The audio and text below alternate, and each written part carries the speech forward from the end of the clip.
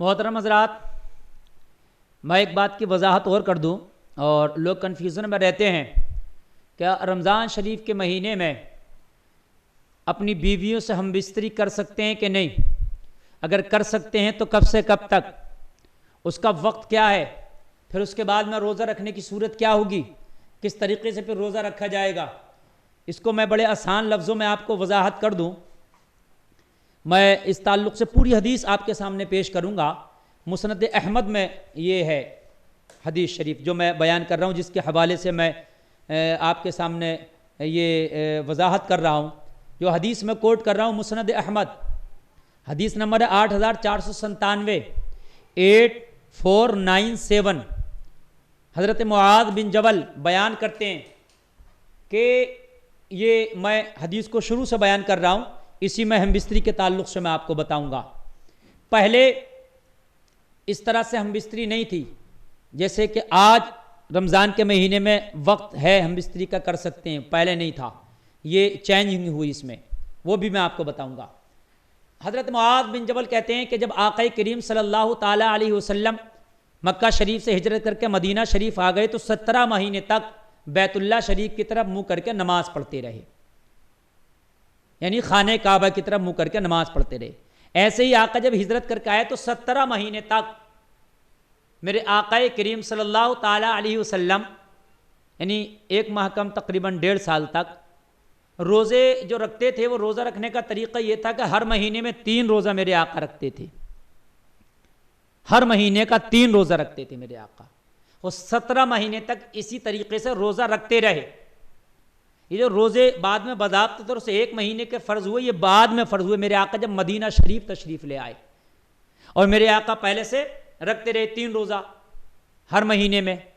اور آپ صلی اللہ علیہ وسلم 10 محرم کا روزہ بھی رکھا کرتے تھے، یعنی رمضان جو ہے 3 روزے ہر مہینے کے اور 10 محرم کا روزہ بھی رکھا کرتے تھے۔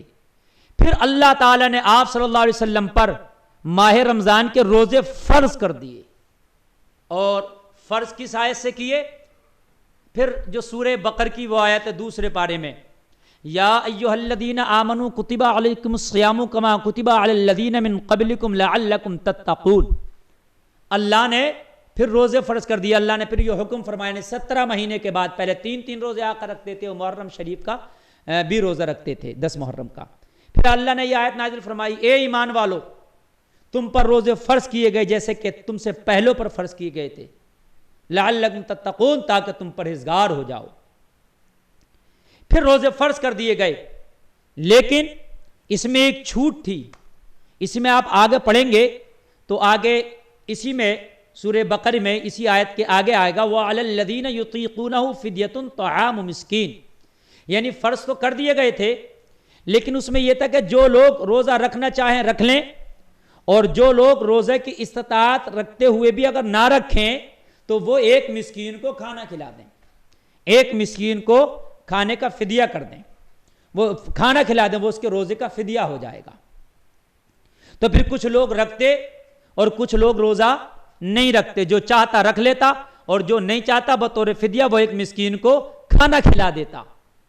اس کے بعد میں پھر حکم بدلا، اور پھر اللہ نے دوسری آیت قرآن کی نازل کی، یہ بھی سورہ بقر دوسرے پارے میں، شہر رمضان الذی انزل فیہ القرآن ھدی للناس وبینات من الھدی والفرقان فمن شہد منکم الشہر فلیصم۔ پھر اللہ نے یہ آیت نازل کی، یہ دوسرا مرحلہ تھا۔ اور اس میں کیا حکم اللہ نے فرمایا؟ اللہ نے فرمایا ماہ رمضان وہ ہے جس میں لوگوں کو ہدایت کے لیے اور ہدایت کے واضح دلائل بیان کرنے کے لیے قرآن مجید نازل کیا گیا، جو حق و باطل میں امتیاز کرنے والا ہے۔ اب تم میں سے جو آدمی اس مہینے کو پائے وہ روزہ رکھے، وہ روزہ رکھے۔ اس طرح اللہ تعالی نے مقیم اور تندرست آدمی پر اس مہینے کے روزے فرض کر دیے۔ البتہ مریض اور مسافر کو روزہ چھوڑنے کی رخصت دے دی، یعنی اس آیت کے تحت جو تندرست ہیں، مقیم ہیں، اب وہ روزہ رکھیں گے، مسکین کو کھانا کھلانے سے کام نہیں چلے گا۔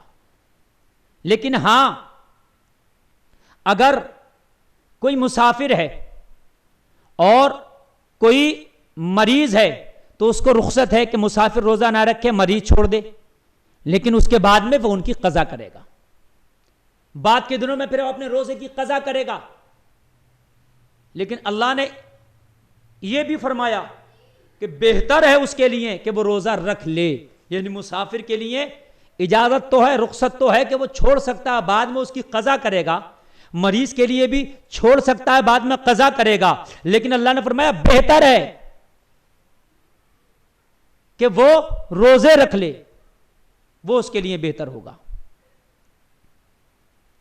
اور طاقت نہ رکھنے والے عمر رسیدہ کے لیے روزے کا یہ حکم برقرار رکھا.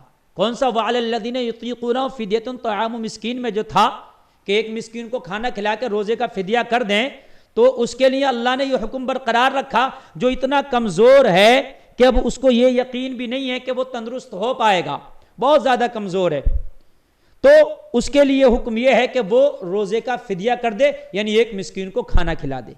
یا کوئی شخص موت کے وقت میں بہت زیادہ بیمار ہو گیا اور روزے نہ رکھ سکا, اس کے 10 روزے 15 روزے چھوٹ گئے بیماری کی وجہ, پھر انتقال کر گیا, تو اس کے گھر والے اس کے وارثین کو چاہیے کہ جتنے روزے چھوٹے ہیں اتنے مسکینوں کو کھانا کھلا کے اس کے روزوں کا فدیہ کر دے.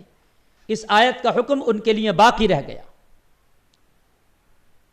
اللہ اکبر.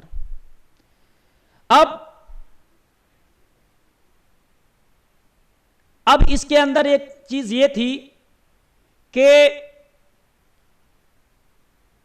روزہ نہ رکھے وہ کھانا کھلا دے, لیکن پھر بعد میں کہا کہ نہیں روزہ رکھنا ہے. لیکن جو کمزور ہیں, مسافر ہیں, ان کے لیے, یا بیمار ہیں, چھوٹ تھی, بیمار اور ایسا مریض جو ٹھیک ہو گیا وہ قضا کرے گا. لیکن ایسا بزرگ جو اب وہ تندرست ہونے کی کنڈیشن بھی نہیں ہے کہ وہ اب تندرست ہو کے روزے رکھنا شروع کر دے گا, تو اس کے لیے چھوٹ ہے کہ وہ روزے کا فدیہ کر دے. لیکن اس وقت میں معاملہ یہ تھا کہ روزہ افطارنے کے بعد سونے سے پہلے جو کھا لیا, جو پی لیا, بس وہی تھا. جیسے ہی عشاء کی نماز پڑھ کے سو گئے تو اس کے بعد پھر آپ کا روزہ شروع ہو جایا کرتا تھا. جیسے ہی سو گئے روزہ شروع ہو گیا, پھر اگلی شام تک روزہ ہی رہتا تھا. ہم بستری بھی نہیں کر سکتے تھے رات میں اپنی بیوی سے, یعنی اسی وقت میں تھا, بس افطار کیا, افطار سے کہ عشاء کی نماز تک, سونے تک کھا لیا پی لیا, یا کسی نے اپنی بیوی سے ہم بستری کر لی. لیکن اس کے بعد پھر جیسے ہی عشاء کی نماز پڑھ کے سو گئے تو پھر روزہ شروع ہو گیا, اور اب اگلی شام تک افطار تک روزہ دار ہی رہتا تھا. لیکن اس کے بعد ایک انصاری صحابی رسول تھے, ایک دن وہ دن بھر کام کر کے آئے, تھکے ہارے تھے, اور وہ سو گئے, اور سونے کے بعد روزہ تو شروع ہو گیا ان کا. آقا کریم صلی اللہ تعالی علیہ وسلم کی نگاہ ان پر پڑی, میرے نبی نے دیکھا تو فرمایا بہت نڈھال نظر آ رہے ہو. میرے نبی کی بارگاہ میں عرض کیا, آقا کل بڑی محنت کیا تھا میں, اور میں آ کر کے روزے کا افطار کیا, آ کر کے میں عشاء پڑھ کے جلدی سو گیا اور کچھ کھا بھی نہیں پایا, اور میں سو گیا تو ظاہر سی بات ہے میرا روزہ شروع ہو گیا, تو آقا اس وجہ سے میں نڈھال ہوں. اور بیان کرتے ہیں کہ اس دن حضرت عمر ابن خطاب بھی نبی کی بارگاہ میں حاضر ہوئے.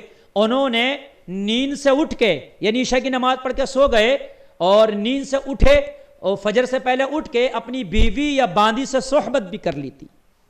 انہوں نے بھی اپنا مقدمہ پیش کیا, آقا میں نے بھی اپنی باندی یا بیوی سے صحبت کر لی ہے, چونکہ نیند سے اٹھنے کے بعد میرا روزہ شروع ہو چکا تھا, تو اب کیا کریں. تو اس وقت پھر قرآن کی یہ آیت نازل ہوئی, احل لکم لیلۃ الصیام الرفث الی نسائکم ہن لباس لکم وانتم لباس لہن.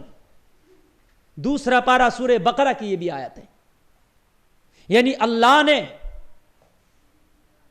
تمہاری عورتوں کو رمضان کی راتوں میں تمہارے اوپر حلال کر دیا ہے, اور شوہر اپنی بیویوں کے لباس ہیں, بیویاں اپنے شوہروں کے لباس ہیں.